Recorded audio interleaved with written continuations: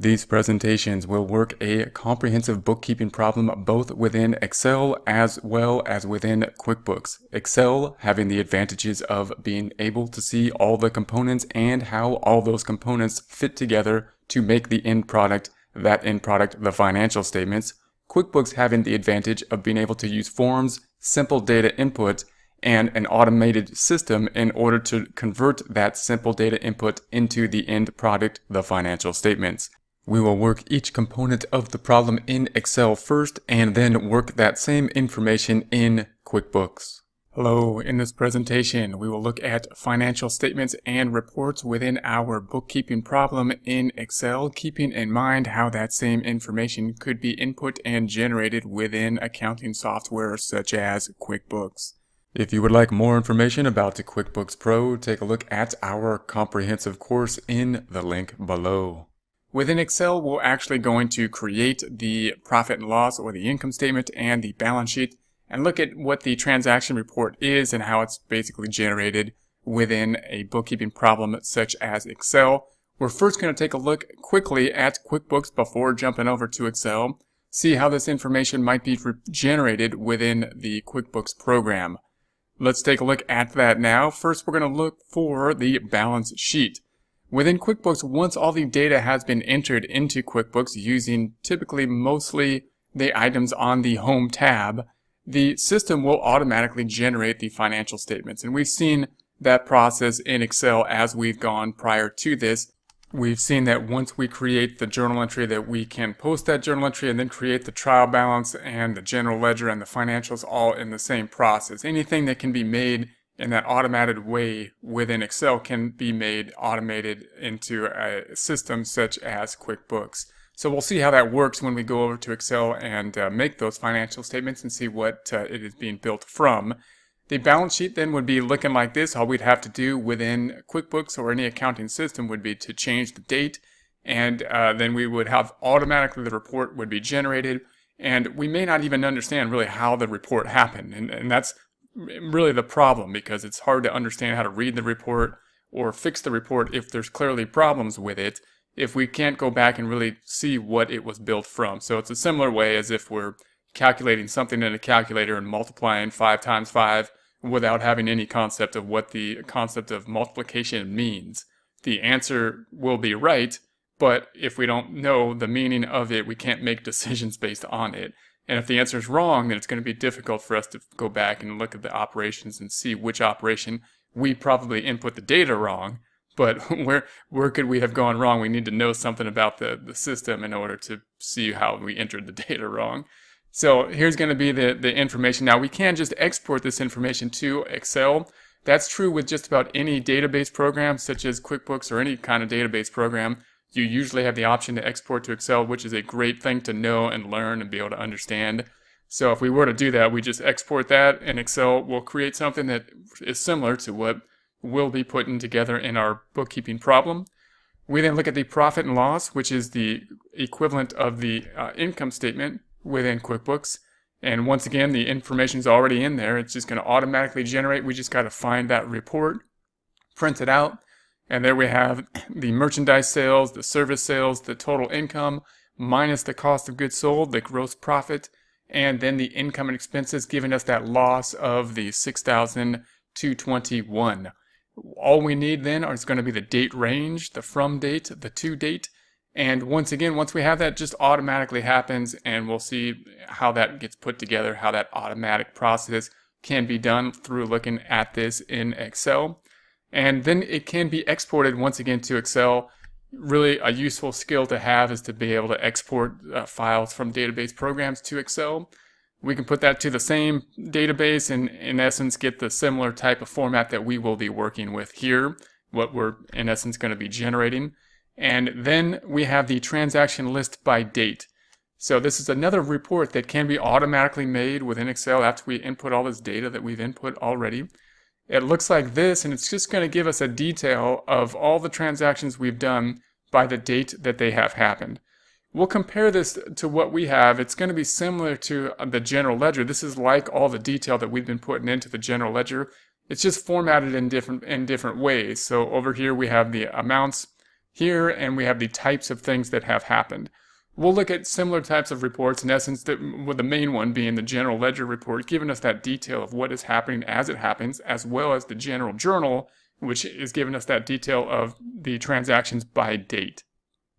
Here we are in Excel. What we've done is hidden all the general journal entries. So notice we're only starting with the trial balance on the left, and we're going to go to the right and just use this trial balance in order to create the financial statements. So we've basically deleted the financial statements, and we're going to rebuild the financial statements using this trial balance so we get an understanding of how it is done. So remember, up till this point, what we've done here is we've reported everything to the general ledger. We've recorded journal entries to the general ledger. The general ledger was then used to create this trial balance automatically. I won't go through the process of redoing that, but if we were to go through the process, note that all these amounts are just being drawn from, I'm going to undo that, the general ledger. So if I was just to say, where is this coming from? Where are all these coming from? They're the ending balances of the general ledger. So the general ledger is giving us all the detail to get to that ending balance, then being pulled over to the trial balance. So here's this amount here. That's just going to be the last account, the last running balance amount on the accounts receivable. This is the last running balance account amount on the inventory asset, and so on and so forth. And that's what's being used in order to double check that everything, the debits and credits, are the same. Once we've built this trial balance, then we can put it in different formats. This is in format of the debits and credits, meaning the debits minus the credits equals 0, or the debits equal the credits. Notice that the credits here are in brackets or negative numbers. So the positive numbers of debits minus the negative numbers of credits should be the same, and therefore one minus the other, debits minus credits, will equal 0. So all we do is just sum this up, and if it's 0, that means that the debits equal the credits. That's one format to format the double entry accounting system. Another format to format the double entry accounting system is the accounting equation, and that's going to be assets equal liabilities plus equity, or here it is, assets are those green accounts, liabilities are those orange accounts, and the equity accounts are all the blue accounts, everything down there. So all we've done here is just reformatted something just like a puzzle. We just said take it from a plus and minus format and say the same balancing concept in terms of the accounting equation, assets equal liabilities plus equity. And this is just all we're going to do when we go to the financial statements. That is the balance sheet. Assets equal liabilities plus equity. That's the balance sheet. So all we're doing, taking these amounts in terms of debits and credits, converting them from a debit and credit format to a plus and minus format to an equation format. That's what we'll do now. We're going to scroll all the way to the right to see the financial statements. They'll be the same financial statements we saw before, but now we've just removed the numbers and we'll just recreate these numbers. So here we have it. It's the same financial statements. We're just going to re-input the numbers for these financial statements. This will also help us to get an idea of the subcategories of assets here. So notice that we only have one. All the green accounts are going to be assets. As we put them into the balance sheet, we'll have subcategories. When you put them into software like QuickBooks, it'll also tend to subcategorize the asset types in order to drive those asset types. So we're going to go through this, and we have total assets. This is going to be the whole left-hand side of the balance sheet will give us total assets. And we're going to break that out first into current assets. It's nice to be able to look at the formatting of the financial statements as well, because that'll help you read longer financial statements, more complicated financials. Oftentimes we have current assets and we represent it with a colon, meaning, hey, this is going to be a subcategory of current assets under this. And then we often indent all the current assets in order to say, you know, these are going to be a subcategory, and we're going to break that out into the inner columns. Then we have the outer column where we will sum it up. Now, that doesn't have anything to do, this inner column and outer column has nothing to do with debits and credits. There are no debits and credits on the balance sheet. We don't want to explain debits and credits to others when expressing this data unless they're accountants. And so we're going to convert it from a debit and credit format to a plus and minus format. The balance sheet is actually a little bit more bulky. It's going to be longer. We're going to need these three financial statements, all this financial statements, to express the same amount of information we can basically get from a trial balance using debits and credits. But the advantage is that we don't have to explain debits and credits to anybody in order to express the data in this way. Debits and credits then are the building blocks. The balance sheet is going to be our form of presentation that will be more helpful for the majority of people we are presenting to. So all we need to do then is find a home for all these accounts on the financial statements, and as long as they are going the correct way on the trial balance, all these accounts on the trial balance, and as long as they're going the correct way on the financial statements, then we will be in balance, meaning the assets will equal the liabilities plus the equity. So let's just go through this. I'm going to start with the balance sheet. A lot of books will tell you to start with the profit and loss. I'm going to try to demonstrate why most books, a lot of books say that, and why I'm going to deviate from that. The main reason I'm going to deviate from that is because I believe the balance sheet is basically everything. It's the whole accounting equation, assets equal liabilities plus equity. And it's going to be easier for us to just start from the trial balance, top to bottom, assets, liabilities, and equity in that format. The reason that a lot of textbooks teach not to do this is because I think it's from the old days when we used to do this completely by hand, that you can't really get the equity section of the balance sheet without doing some calculation. In other words, you either have to take assets minus the liabilities to get equity, or you have to add up basically everything in the equity section down here in order to get the equity. This could cause a problem if we were doing everything with a paper and pencil. Very easy to do if we're using Excel or something like this, which we are doing. So I believe the benefits of starting with cash and going from the top to bottom and looking at the main financial statement, which has the whole point in time, the whole accounting equation within it, is the best way to go personally. So that's what we're going to do here. So notice that all these are going to be listed out. I'm just going to list all these accounts out, and we're going to list the zeros in there, and we're going to break out undeposited funds just so we can see them all listed out here. When we print these on other financial statements, we may group some of these accounts together. But all we're going to do is just go straight here. We're going to say in BX, this is a current asset, cash, equals this 94,437. And we'll just pull that down. I'm just going to use formulas in order to pull these over. The accounts receivable just equals that 1,115. The inventory equals that 1,945. And the prepaid insurance equals that 11,000. The short-term investment just equals that 12,000. Undeposited funds is going to equal that 300.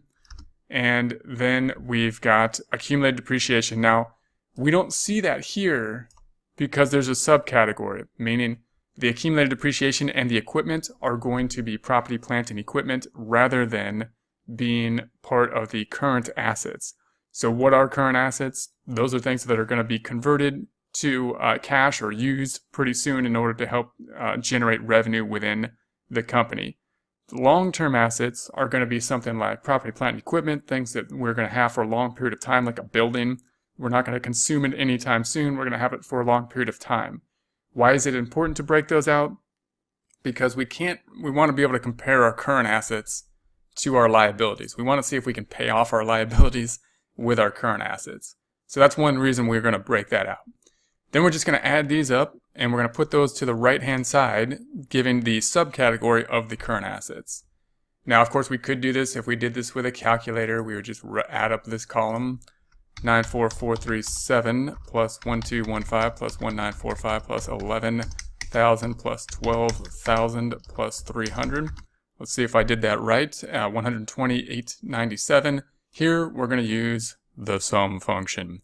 So this is the most popular function. We've seen this a few times. This is one you really want to know for sure. Equals SUM. And we're just going to double click that sum function and highlight this column. So it's the sum of BX4 colon BX9 and enter. And there we have it, 128.97. Now we're going to have the other subcategory, property, plant, and equipment. I'm going to indent this home tab. It should already be indented on your worksheet. And once again, we have a colon indicating that it's going to be a subcategory, and then we're going to have the accounts within it. Now, we're going to start with the other thing that we haven't seen.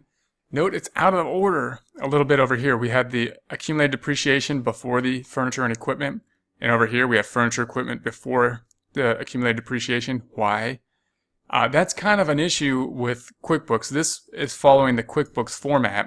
And the problem is that these two accounts are both in the same account type. They're both property, plant, and equipment. And accumulated depreciation, although it is typically under furniture and fixture because it's kind of a sub account of it, because it's in alphabetical order within that category, it's that one before this one, accumulated depreciation before furniture and fixture. So the way to fix that is to use account numbers, but those start to complicate things. So when we bring it over to the balance sheet, we're going to represent it as it should be typically represented, which would be furniture and fixture on top. We're going to say that that equals the 98,000. And then there's nothing in accumulated depreciation yet. So I'm just going to go over and pick up that 0.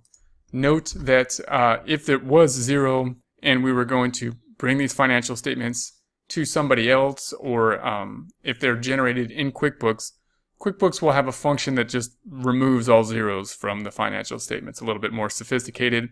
To do that, I'm going to show everything on the balance sheet so you can see how it can be automated and not use any complex type of formulaic, so that we would just remove the whole line item. That's a bit more complex. But I want to be able to see everything from the trial balance here to the balance sheet to show that it's basically just automated. And then we'd have to get a little bit more complicated to remove the items that are 0 if we're just going to automate the thing. Then I'm just going to say that it's going to be this minus this. On the outer column, the subcategory, remember, has nothing to do with debits and credits. These two columns have nothing to do with debits and credits. Just has to do with the account category and then summing them up to the right.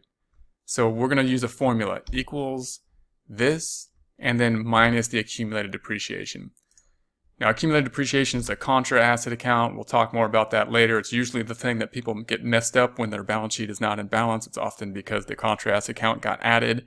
Instead of subtracting it, we'll talk more about that when we have a balance in it. Then we're going to go to the total assets, and we're just going to highlight, we're just going to add these two up now, the two outer columns. And so we're going to be here in BY17. I'm just going to equals sum, use our sum function again, even though there's only two numbers. Double click the sum, and I'm going to highlight the outer column. Now, people also often get messed up or get confused because there's a lot of blank cells in the middle. That's okay. We can highlight those. They're just zeros. And for the software, sees them as zeros, that is. So if we select enter, we have the 218,879. If we want to check any of these numbers, it's really easy for us to do this. We can say, is that number correct? Well, it's the cash down to this account, and then QuickBooks will sum it up. It's 120,897. That looks right. Is this number right? Well, it's just that number, so that looks good. Is the total right? Well, if I highlight the entire thing, it's 218,897, 218,897. So it looks like we're good there. We found a home for all these. I'm going to put a little yellow dot next to these, or say that we found those. So those are all done.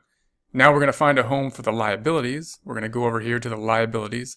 Same idea. We're going to have liabilities and then current liabilities, breaking out these orange accounts into current and long term. We start off with accounts payable. Nothing's in it once again, so typically we would remove that if we were going to present this information. But I want to show all the accounts where they would go in the balance sheet, and that helps us to automate this thing as we go. It's a little more sophisticated to tell the software remove the entire line if it's not used. So there's that. Then we have the Visa. Now note that I don't want this credit. I represented credits with a negative over here. We don't want to represent credits over here. This needs to be just a positive liability because we're converting from debits and credits to plus and minus. So in order to do that, I'm not going to put equals, I'm going to put negative of that number.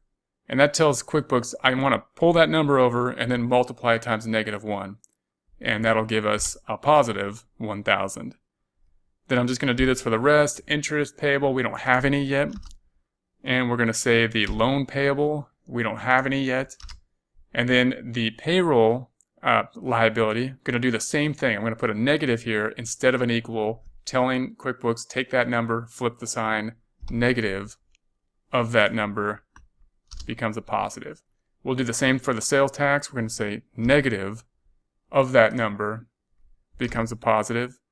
And then we have the unearned revenue, negative of that number, and enter. And then we're going to have the total current liability. We're just going to sum this up over here. We're going to bring this back over here and just sum these up. Once again, just adding this plus this plus this. We're going to do that with the sum function in cell CC11 equals SUM, double clicking the sum function, and then highlighting from the 0 down to the 0 and enter. And that gives us the 2007-21. I'm going to go ahead and underline this item. It should be underlined already in yours. And to double check that, we can highlight these over here and just say, is that right? We're not including the 72. 2721. These are credits. That's okay. We're not representing credits over here. They're plus and minus. We're then going to include this 72,000 all by itself over here in the long-term liability section. We're not going to have a subcategory that says long-term liabilities because there's only one line item there. So we're just going to give it its own section. We're going to pull it to the outside. We're not going to give it an inside section and then subcategorize it to the outside when there's only one line item. We're going to put it straight here in cell CC12. We're going to say negative of that number and enter. So those are going to be the items here. So now we're going to sum those up. Now we have total liabilities, which will be the current liabilities and that one long-term liability.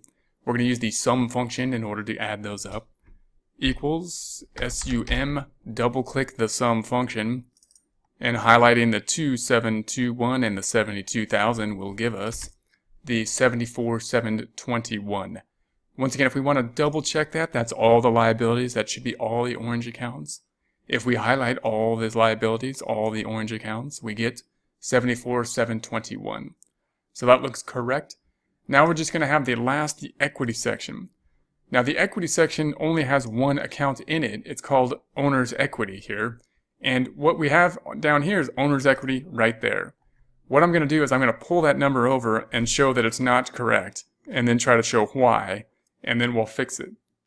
So I'm going to say, what if we pull that number over? I'm going to put it in the outer column because there's only one account we're going to have in the equity section called owner's equity. By the way, if it was a partnership, we would have multiple partners, so multiple capital accounts. If it was a corporation, we would have to break out the common stock and the retained earnings. However, it's all going to be the same in aggregate. In whole, in total, it's going to be the amount that's owed to the owner or the owner's claims to the assets. Okay, so we're going to record this then. I'm just going to sum this up. I'm just going to record this in the left-hand side. So I'm going to say negative of this number and enter. Now we're going to check if we're going to balance. We're going to add up the liabilities and the equity. So we're going to add up liabilities and equity and see if that matches what's on the assets as it should if our accounting equation is in balance. So we're going to say this equals the sum. Double click the sum, and we're going to add up the 74,721 down to the 150,397. That gives us this 225,118. I'm going to just format that to this as well. Those two should match. Now it doesn't, of course, and that's the problem. Why doesn't it match? The issue is going to be this number. I'm going to make it yellow and say the issue is that number. And really, this ending equity isn't that number. This really represents the beginning equity. All this stuff will be closed out to equity, as we'll see shortly. So what we're going to do is sum up all this stuff. The ending equity should be all the blue numbers. So it should be 144,175. So let's put that number here. And note this is easy to do in Excel. What I'm going to do is sum this up, but flip the sign again. So we're going to do the negative sum of those numbers. So we're in this cell, we're going to say negative SUM, double click the sum function, and highlight from here down all the way down to here, and enter.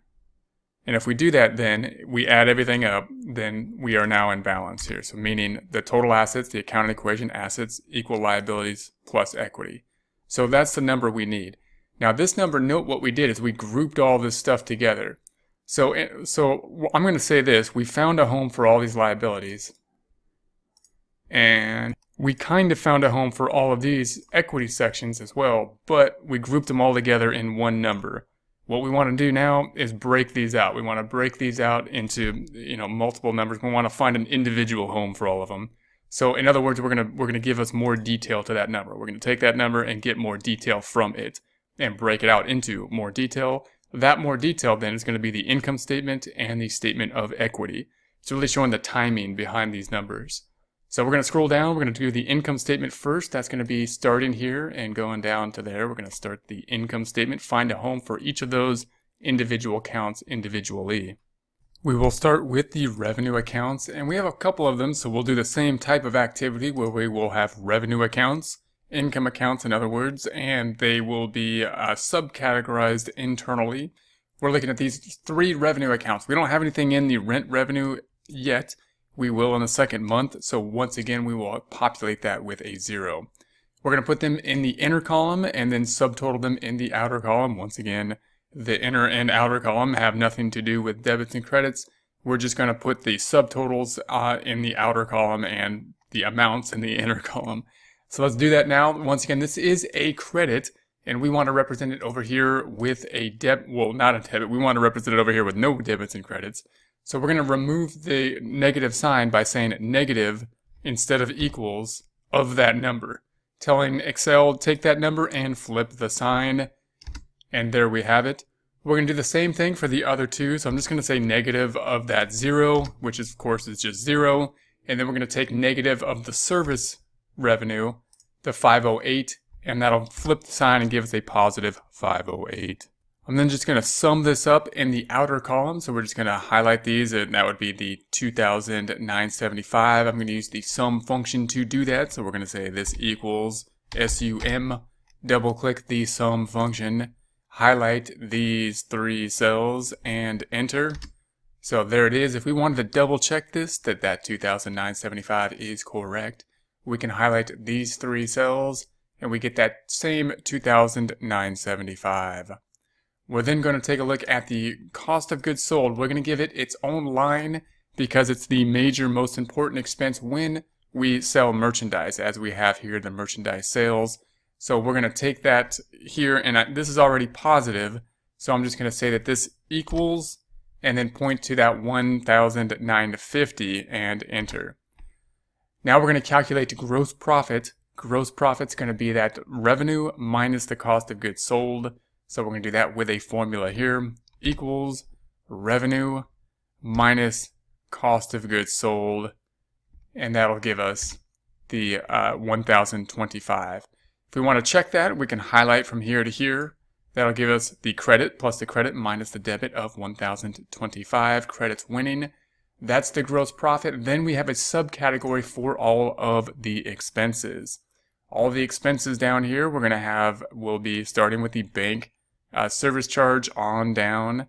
And most of these are 0. They're going to be here in the second month. But right now we're just going to keep the zeros here. We're going to populate these with zeros once again. If we were to give this to someone else, we would remove all the accounts with 0. But we want to see how we can automate this and how it is automated. So we're just going to say that this equals that 0. In the bank service charge, we have the depreciation equals that 0. We have the insurance expense equals that 0. Note that what we're not doing here are the adjusting entries at the end of the month. We're actually going to do that at the end of month 2. So the month 2 will have the completed process where we'll do all this. Then we'll do the adjusting entries and we'll do the bank reconciliations. We'll see that that will cause us a problem here when we go back and do the bank reconciliations and have adjustments to the prior month. And that'll be part of our process to try to figure out how to deal with that. And so we're going to have the interest expense equals this 0. The internet expense is going to equal that 0. Miscellaneous expense will equal that 0. And then we've got the office supplies, the payroll, and the telephone. Office supplies equals that 500. The payroll expense equals that 5,767 and enter. The telephone expense is going to be equal to that 360, enter. And then the utilities expense is going to equal this 620, enter. Now the interest income is another item. It's on the bottom because it's an income item, but it's not part of our normal process of operation. So typically that will go in the bottom in the other income and expense area. We're then going to subcategorize this. So if we highlight all these, adds up to 7,247. That's what we want over here in the right hand side. I'm going to go ahead and underline this for now, just it'll be underlined when you make this in the worksheet. So then we're going to sum this up equals the sum. Double click the sum function, and we want this 0 all the way down to this 620 and enter. So there we have the 7,247. If we want to double check that number, we're just highlighting these and it'll sum it up 7,247. Then we have the net operating income.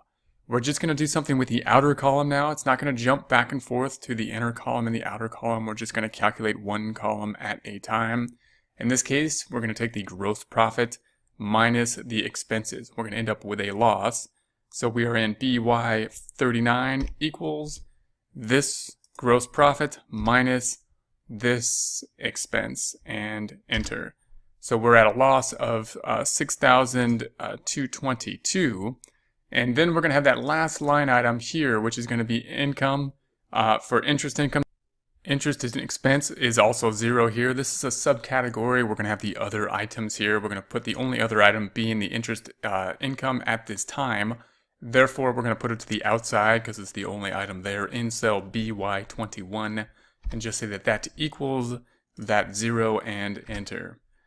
Then we're just going to subtract out or add this last item, so it's the 6,222 plus the 0. I'm going to use the sum function to do that, equals the sum of, and highlight these items. There we have it. So bottom line, we have net income or loss in this case of 6,222. Note we also calculated that here, and it came out to a positive number for Excel, but actually a loss in terms of debits and credits, meaning the credits of revenue were less than the debits, resulting in a loss. Here we have plus and minus format, the revenue here being less than the expenses, resulting in a loss, represented with a negative number here. Over here, the positive number representing a debit, which is the loss because the credits are less than the debits. So once again, keeping that in mind, it's going to be a bit difficult to do. We have to wrap our head around what's a debit and a credit, what's a plus and minus, how do we flip the two, how do we convert and go back and forth from the two. So then we're going to go down here to the statement of equity. Note we've basically found another home for all of these accounts now. They're not tied to the balance sheet yet, and we'll have to figure out, how to do that. Let's scroll back over here.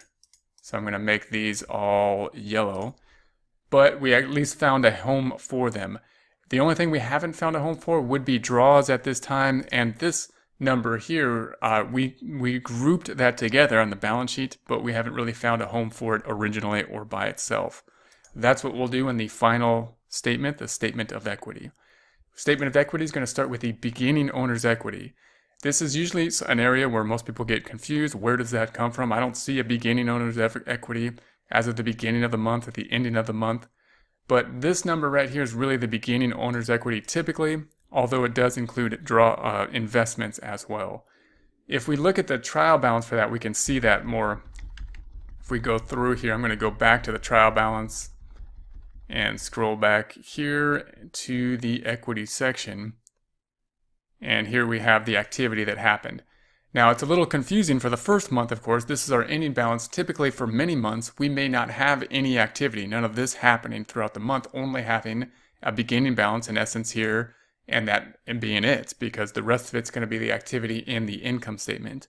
But in this case, we put in all our beginning balances there, which are kind of like an investment, although we're going to assume that all this stuff was there from the prior month, and we just had to enter it into the system. And then this $65,000 was an added investment from the owner. So what we're going to do is we're going to take this $150, we're going to break it up between the beginning balance, which is really all this stuff, which we put in there. That's what was in the ending balance prior to this month, although we had not yet put it formally into the Excel process. And then we're going to break out the 65, that's the investment. So let's do that. We're going to scroll over here. I'm going to scroll down.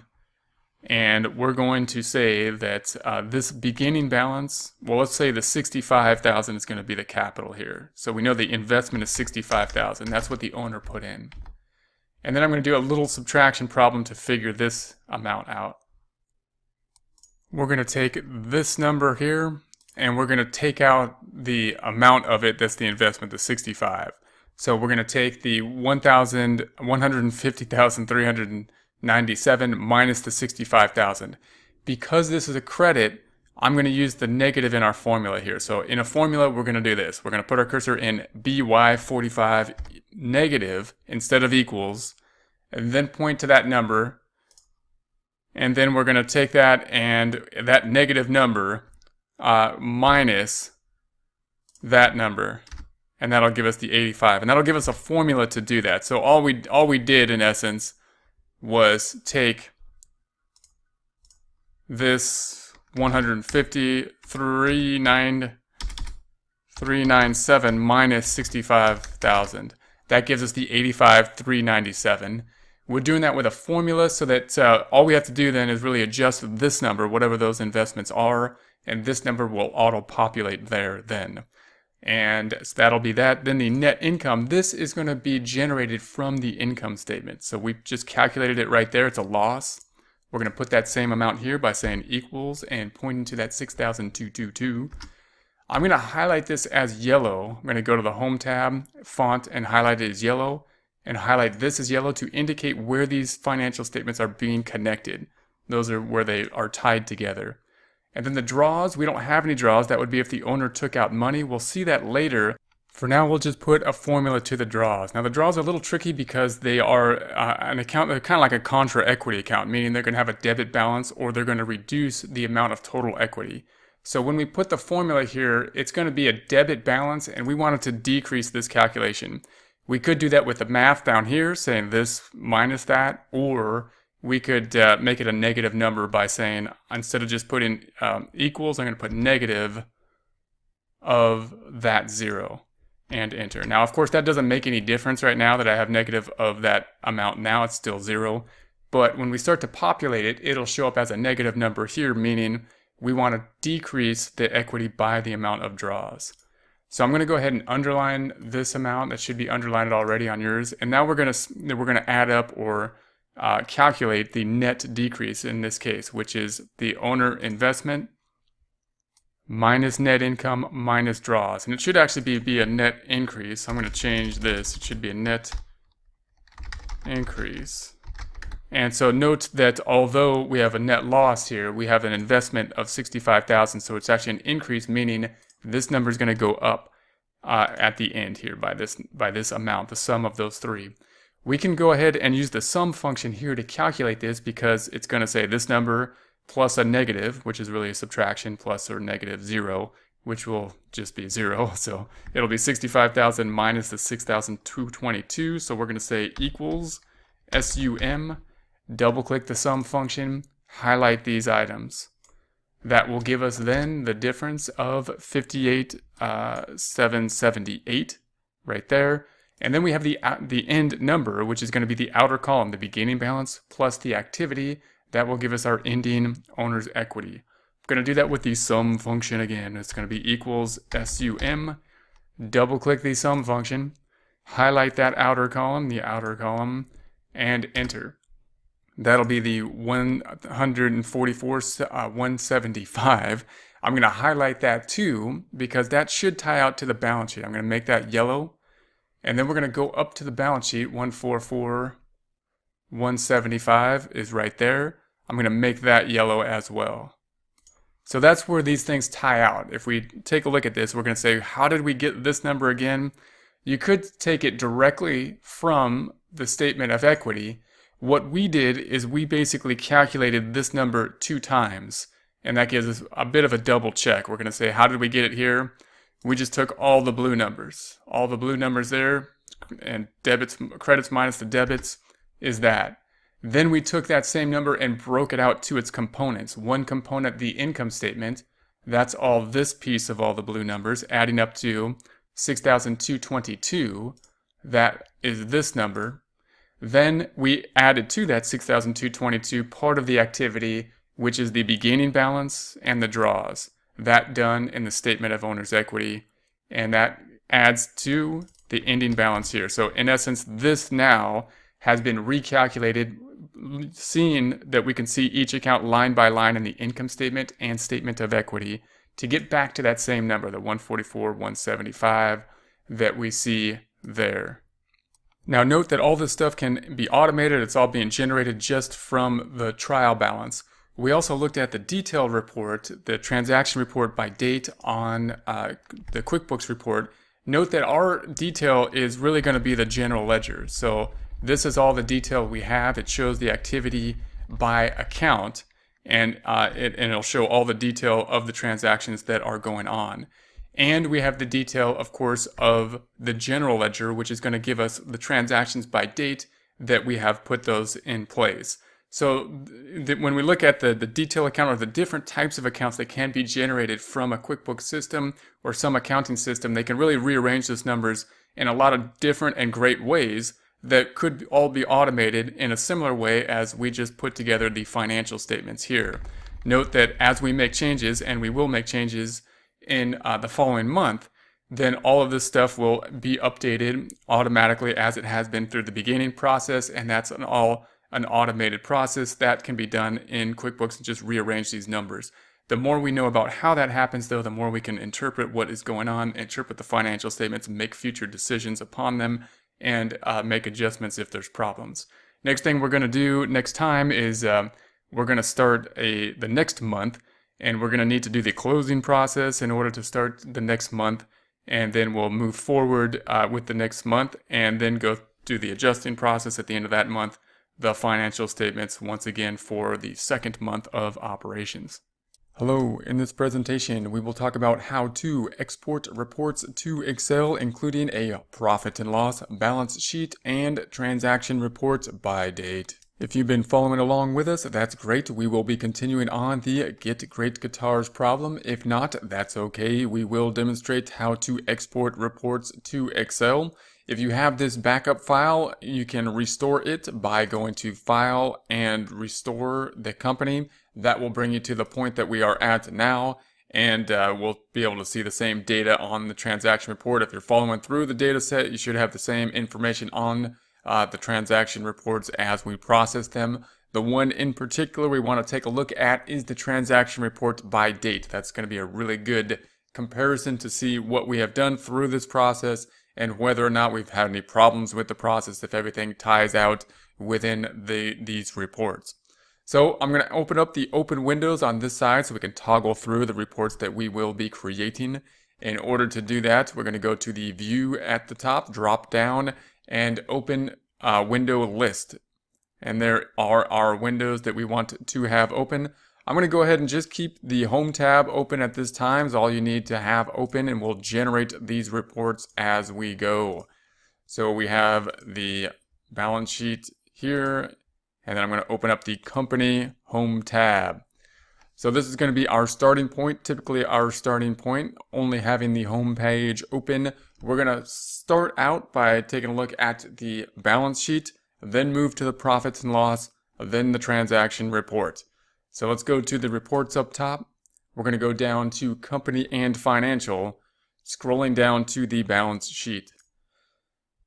I'm going to change the date range. I'm going to go over to this side to change the range to the current period we are working on, 01/01/17 or 01/01/21, January 1st, 2021 to 12/31/21, December 31st, 2021. We're going to say OK. Now, I typically like to look at the balance sheet first when we're analyzing this data, because the balance sheet is the double entry accounting system. It is the accounting equation. It is assets equal liabilities plus equity. And so that's the first place I like to say, is there something wrong on the balance sheet? We can tick and tie our data here to any data if you're working along with this problem and see if there's any problems, any differences between what I'm showing here to what we have in the problem. That's going to be our first indication that there's a problem. And then really we can drill down on it here in the auto zoom function, and or we can go to the transaction report as we will do shortly, and those are two locations that we can really drill down and see what the issue is if there's any problems.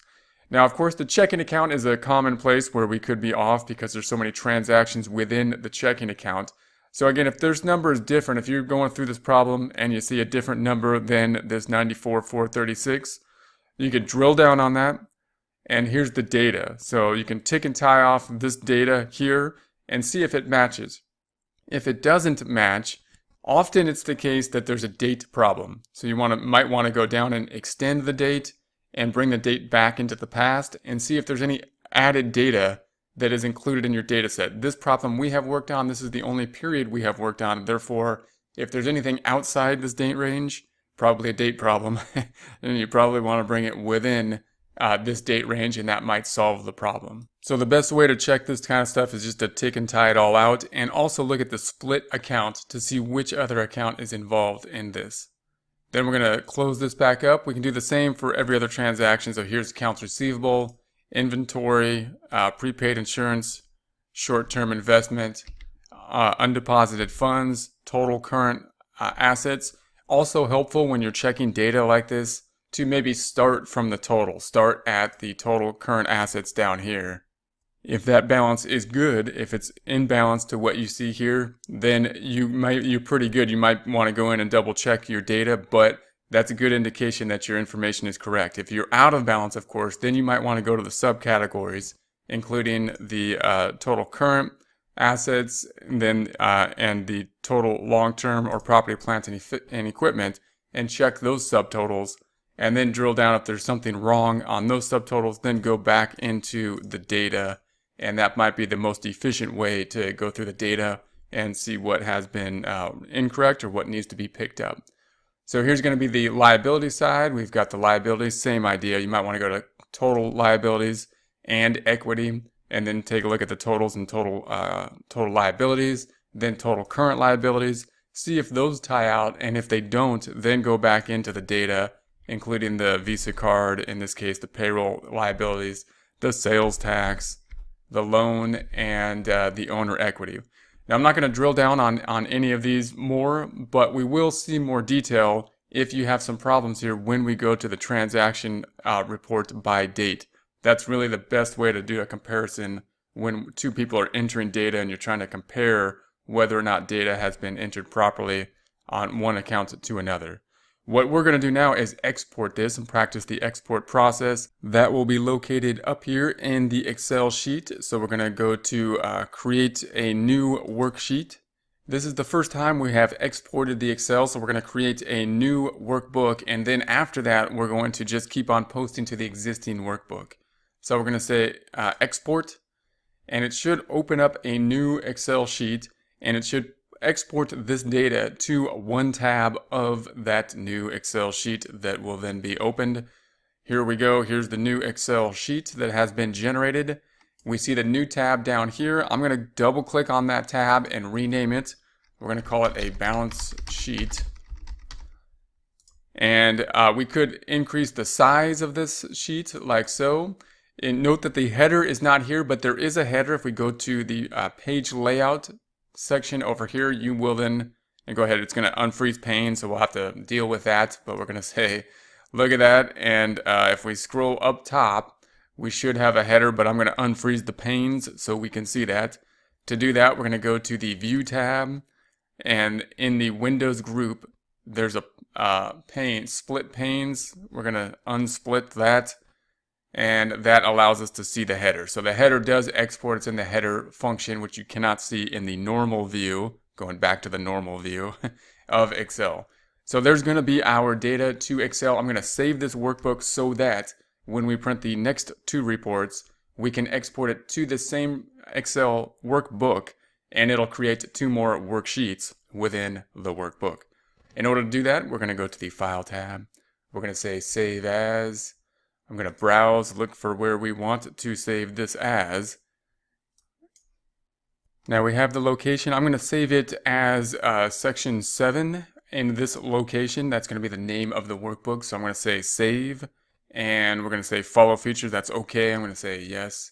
And there we have that. Now I'm going to close this back out, and we're going to go to the next report, that being the profit and loss.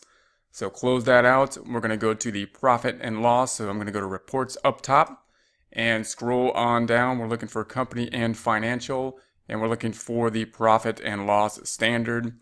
Changing the date ranges from 01/01/21 to 12/31/21. There is our data.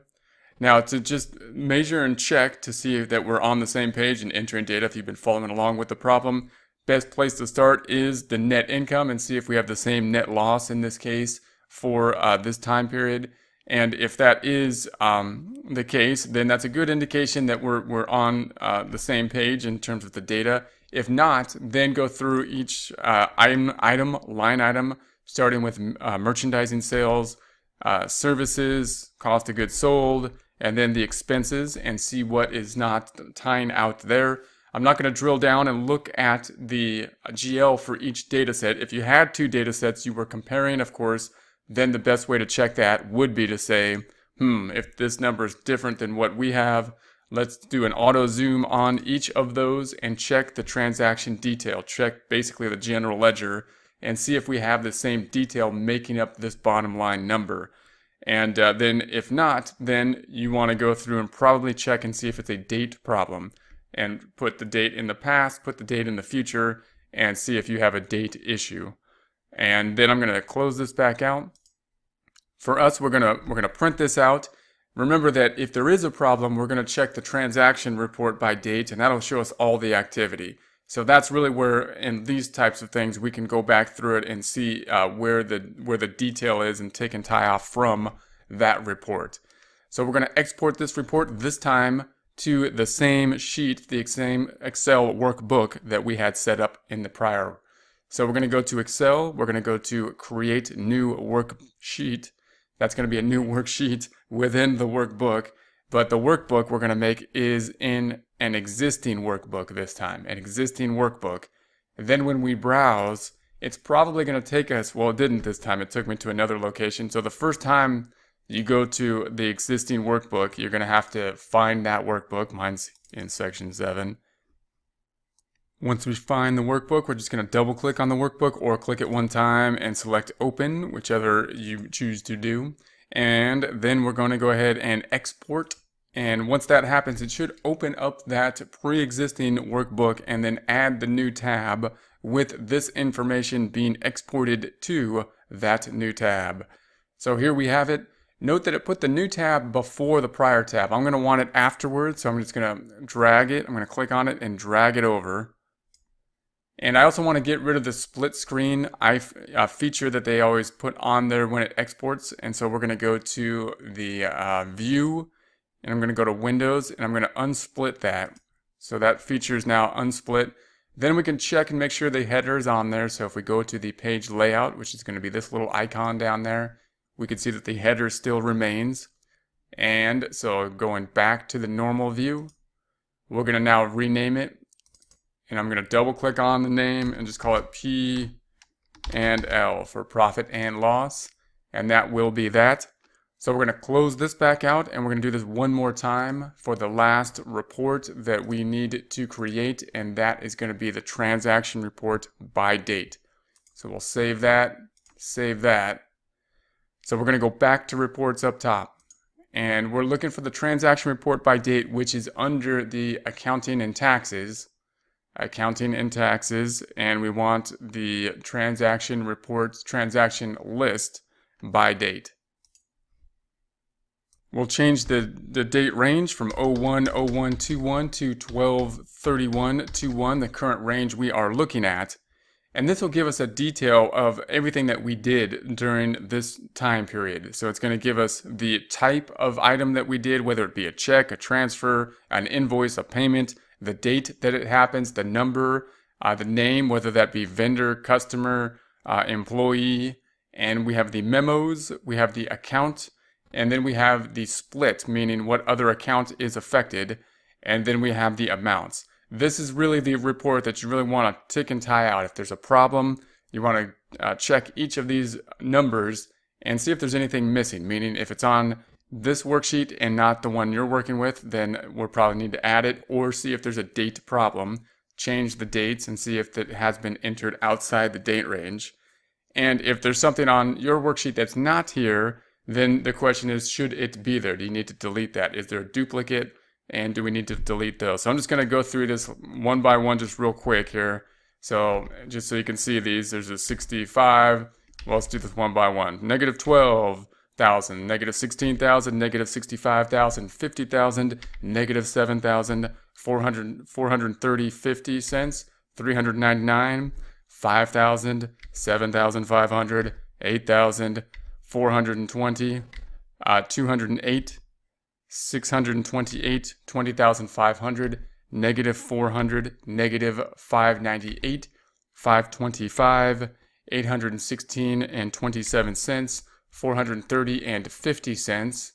Scrolling down, 525, 955 and 50 cents, negative 11,000, negative 500, negative 620, negative 360, negative 15,000, negative 3,539 and 33 cents, negative 630, 100 and 200. If there's any problems with those, then drill down on those and see what the item is, and see if you can locate the problem for those items. If anything is out of order, then that's okay. It might just be a date thing, but if it's within this range, so for example, if this date, you have this transaction of this 20,500, but it's dated on a different date, such as the 25th or something like that, it got grouped somewhere else, then as long as it's in this date range, it probably won't be throwing off your reports, including your balance sheet and your income statement. But you might want to go back in there and change the dates anyways. If, however, the date range is outside of the date range we processed here, then it will have an effect, and you'll want to make sure to pull it back in, and that might be something that will solve the problem. That's probably one of the most common problems is a date problem, and that's why QuickBooks does have a feature that tells you when you're outside a date range, but we turned that off in this problem because we were working in 2021. So you can set ranges to help you with that problem. When we work a problem like this, however, we are more susceptible to a date problem. So now that we have that, we're going to export this to the same location we had the prior ones. So we're going to go to Excel and create new worksheet. And we're going to put that, however, in an existing workbook.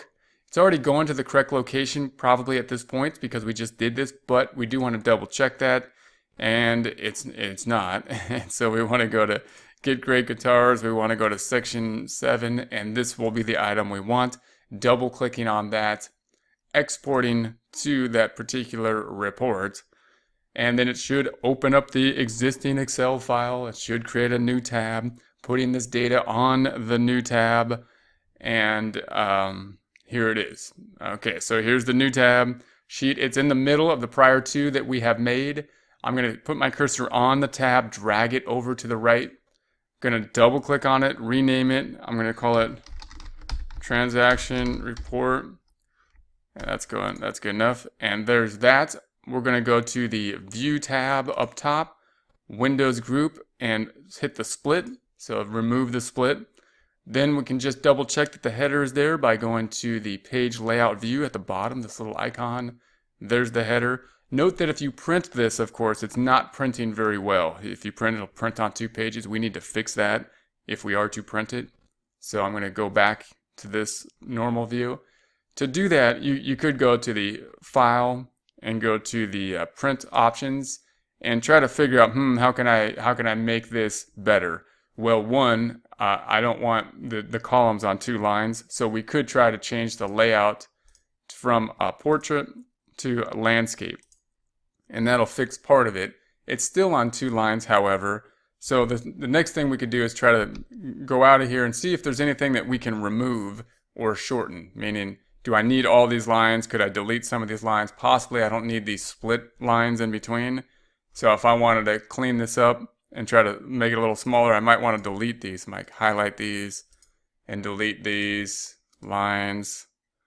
So I'm just deleting the columns that have no data. And you might want to do this anyways. If you were to create a table with this data, you would need to get rid of the lines that have nothing involved. So you do want to clean some of this up. And so we'll just delete all these and see if that is enough to bring it to 1 page wide. And then if we go back to the file and we go to the print, we can see that it is on 1 page. Now, if it were not, and that wasn't enough, and that's all we could do, we're like, we can't do anything else, your last resort is to scale it to fit on one page. You generally fit all columns on one page, meaning I don't really mind if it goes 2 pages long, but we do typically mind if it goes 2 pages wide and we have to put 2 pages together, for example, to see the account column and how it lines up to this check. So 2 pages, so that would typically be this item here, fit all columns to all columns on one page, meaning it could be 2 pages, but I don't want the columns to be split. So that's going to be just some options there. We're going to save this and we're going to close this, and that will be that.